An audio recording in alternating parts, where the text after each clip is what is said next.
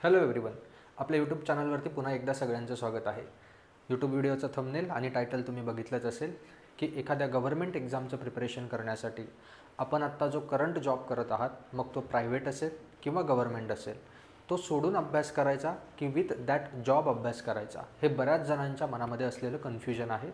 मी माझ्या परीनं या प्रश्नाची उत्तरं देण्याचा ट्राय करणार आहे किंवा या सोल्युशनपर्यंत कसं पोहोचायचं याचा एक वे तुम्हाला सांगणार आहे. शेवटी फायनल डिसिजन तुम्हालाच घ्यायचा आहे, बट कदाचित मी जे ह्या व्हिडिओमध्ये आज तुम्हाला सांगणार आहे ते तुम्हाला तुमचा फायनल डिसिजन घेण्यासाठी नक्कीच मदत करणार आहे.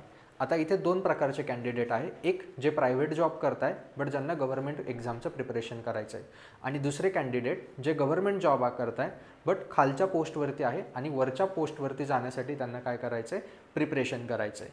या दोघंही कॅन्डिडेटचा सिनेरिओ सेम असणार आहे की जॉब करत असताना गव्हर्नमेंट एक्झामचं प्रिपरेशन करण्यासाठी जो जॉब आहे हा जॉब सोडायचा की विथ दॅट जॉब अभ्यास करायचा. आता इथे जे कॅन्डिडेट आहेत यांना मी दोन प्रकारांमध्ये डिवाइड करणार आहे की कशा पद्धतीनं तुम्हाला तुमचा डिसिजन घेण्यासाठी इझी पडणार आहे. एक कॅन्डिडेट जे जस्ट जॉबला लागलेले आहेत आणि दुसरे कॅन्डिडेट असणार आहे जे बऱ्याच दिवसांपासून जॉब करताय. याच्यामधला फरक काय आहे?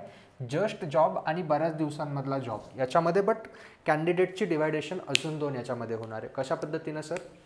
बघा, जॉब सोडायचा की नाही सोडायचा याचं ॲनालिसिस करत असताना तुम्हाला स्वतःला काही प्रश्न विचारायचे आहेत. या प्रश्नांची जे उत्तरं मिळतील त्या उत्तरांवरून तुम्हाला ठरवायचं आहे की मी जॉब सोडून अभ्यास करू की विथ जॉब अभ्यास करू. का? कारण हे प्रत्येकाच्या ओन म्हणजे काय असतं, जे सेल्फ आहे आपल्या स्वतःच्या कंडिशनवरती ते डिपेंडंट आहे. हा डिसिजन बायस्ड असणार आहे, स्वतःच्या ओपिनियनवरती बेस्ड असणार आहे. कशा पद्धतीनं? फॉर एक्झाम्पल मी तुम्हाला सांगतो. पहिला प्रश्न जो तुम्ही स्वतःला विचारणार आहात हा की फॅमिली, माझी फॅमिली जी आहे ही फॅमिली माझ्यावरती डिपेंडंट आहे का? हा सगळ्यात आणि खूप महत्त्वाचा प्रश्न, की जो इन्कम तुम्ही सध्याच्या जॉबमधनं कमवताय, जो काही इन्कम तुमच्या सध्याच्या जॉबमधनं येतोय, या इन्कमवरती तुमची फॅमिली डिपेंडंट आहे का? हा जो इन्कम आहे या इन्कमवरती तुमची स्वतःची फॅमिली डिपेंडंट आहे का? ॲन्सर जर यस असेल तर जॉब सोडायचा नाही. ॲन्सर जर नो असेल तर यस, तुम्ही विचार करू शकता जॉब सोडण्याचा. काय मी तुम्हाला सांगितलं, जो तुमचा इन्कम आहे सध्याचा, ह्या इन्कमवरती तुमची स्वतःची फॅमिली जी आहे ही फॅमिली डिपेंडंट आहे का? फॅमिली जर डिपेंडंट असेल तर विथ जॉबच तुम्हाला प्रिपरेशन करावं लागेल, आणि जर फॅमिली डिपेंडंट नसेल तर तुम्ही जॉब सोडण्याचा विचार करू शकता. फॅमिली डिपेंडंट नसेल म्हणजे काय? तुमच्या आईवडील असतील किंवा तुम्ही मॅरिड असाल तर तुमची जी फॅमिली आहे ती फॅमिली ती तुमच्या याच्यावरती डिपेंडंट नाही आहे, ते इंडिपेंडंट आहे. वडील तुमचे स्वतः कमवत आहे त्यामुळे ते घर चालवत आहे. किंवा मॅरिड असाल, तुमची वाईफ असेल, तुमचा हजबंड असेल, यांच्या याच्यावरती तुमचा जॉब चालू आहे, तुमचं फॅमिली चालते. तुम्हाला गरज नाही आहे कमवायची, म्हणजे तुम्ही नाही कमवलं अजून पुढचे 2 वर्ष किंवा 1-1.5 वर्ष तरी तुमची फॅमिलीचा जर जे आहे ते फॅमिली चालू राहणार असेल तर तुम्हाला जॉब सोडण्याचा तुम्ही विचार करू शकता. बट जर फॅमिली पूर्णपणे तुमच्यावरती डिपेंडंट असेल, फायनान्शियली जर तुमच्यावरती डिपेंडंट असेल तर नाही, तुम्हाला जॉब सोडायचा नाही आहे, तुम्हाला विथ जॉब प्रिपरेशन करायचं आहे.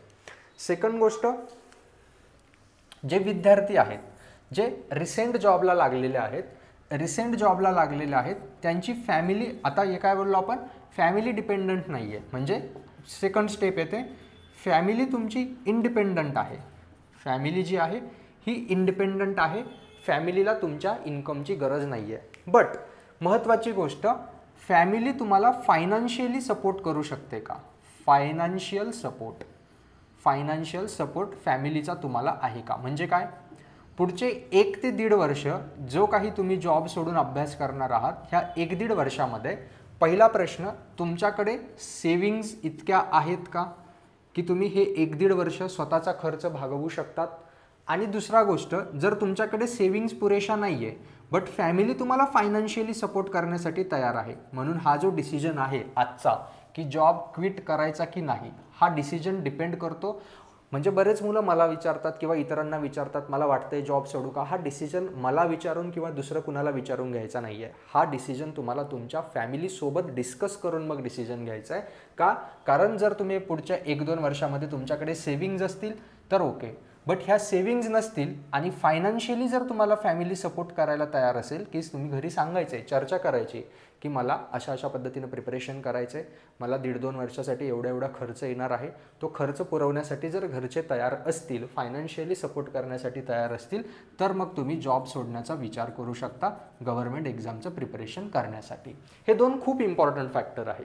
काय इम्पॉर्टंट आहे याचं मी तुम्हाला डिस्कशन करून सांगतो. की बघा, फॉर एक्झाम्पल तुम्ही जर जॉब सोडला आणि तुमच्याकडे काय नाही आहे, फायनान्शियल सपोर्ट नाही आहे, घरच्यांचा सपोर्ट नाही आहे, तर काय होतं माहिती का, प्रिपरेशन करताना जेव्हा पहिले 2-3 महिने काय होतं, आपण याच्यामध्ये म्हणजे कुठल्या तरी इन्स्पिरेशनच्या अंडर किंवा एक फ्रस्ट्रेशनच्या अंडर की नको मला हा प्रायव्हेट जॉब, मला गव्हर्नमेंट जॉबच हवा आहे, त्या फ्रस्ट्रेशनमध्ये आपण जॉब सोडून देतो, कुठलाही विचार न करता डिसिजन घेऊन टाकतो.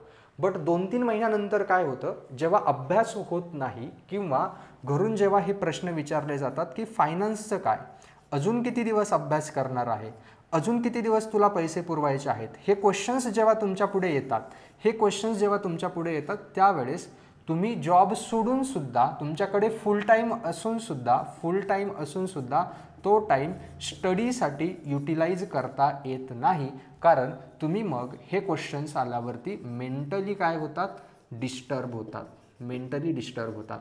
आणि जर तुम्ही मेंटली डिस्टर्ब असाल तर तुम्ही कितीही फुल टाईम अभ्यास करणारे असले तरी तुमचं लक्ष लागणार नाही आहे आणि तुम्ही हव्या त्या कॉन्सन्ट्रेशनने तुमचा अभ्यास पूर्ण करू शकणार नाही आहे.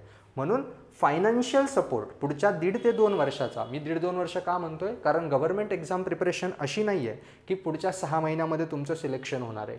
ही श्युरिटी कोणी देणार नाही. हां, तुम्ही खूप डेडिकेशनने अभ्यास केला, थोडंफार लकने तुम्हाला फेवर केलं तर तुमचं सिलेक्शन होईलही. बट आपली तयारी किती असली पाहिजे, पुढच्या 1.5-2 वर्षाची कमीत कमी तयारी असली पाहिजे की मी फायनान्शियली इंडिपेंडंट असणार आहे, माझी फॅमिली मला फायनान्शियली सपोर्ट करायला तयार आहे, माझ्यावरती कुठल्याही प्रकारचं मेंटल प्रेशर हे येणार नाही.